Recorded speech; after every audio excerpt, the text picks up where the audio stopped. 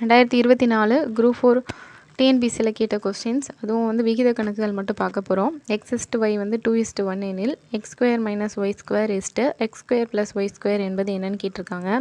இப்போ நம்ம இதில் ரொம்ப பெருசாக எதுவும் பண்ண போகிறதில்ல. x இருக்கிற இடத்துல 2வும் y இருக்கிற இடத்துல 1ம் போட்டு அந்த கண்டுபிடிக்க வேண்டியதெல்லாம் நம்ம அப்ளை பண்ணும்போது 2² - 1² 2² + 1². அப்போ 4 - 1 4 + 1. இப்போ நம்ம தேவையான ஆன்சர் வந்து 3:5. ஓகேங்களா? லாஸ்ட் ப்ராப்ளத்தில் x/y கொடுத்துட்டாங்க. அதில் வந்து x² - y² x + y² கண்டுபிடிக்க சொன்னாங்க. இப்போ வந்து நமக்கு 3x + 4y 4x + 6y = 22 × 32ன்னு கொடுத்துட்டாங்க. இப்போது x/y கண்டுபிடிக்க சொல்லியிருக்காங்க.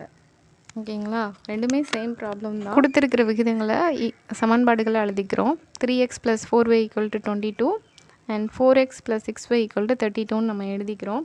ரெண்டுத்தையும் நம்ம சால்வ் பண்ண போகிறோம். அதுக்காக நான் ரெண்டாவது ஈக்குவேஷன் எழுதியிருக்கிறதுல 4ஆல் மல்டிப்ளை பண்ணுறேன். அப்போ எனக்கு என்ன கிடைக்கும்னா 12x + 16y = 88. இந்த ஃபஸ்ட் ஈக்குவேஷனை நான் எதால் மல்டிப்ளை பண்ணுறேன் அப்படின்னா 3ஆல் மல்டிப்ளை பண்ணுறேன். அப்போ தான் எனக்கு 12xன்னு காமனாக கிடைக்கும்.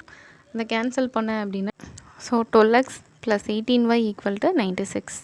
12xம் 12xம் அடி போச்சு அப்படின்னா மீதி இருக்கிறது -2y. -2y = -8.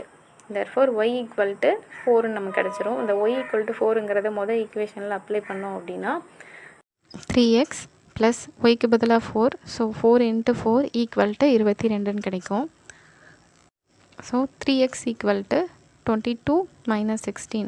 ஸோ 3x வந்து என்ன கிடைக்கும்னா 16 கிடச்சிருக்கு. அப்போ எக்ஸோட வேல்யூ 2.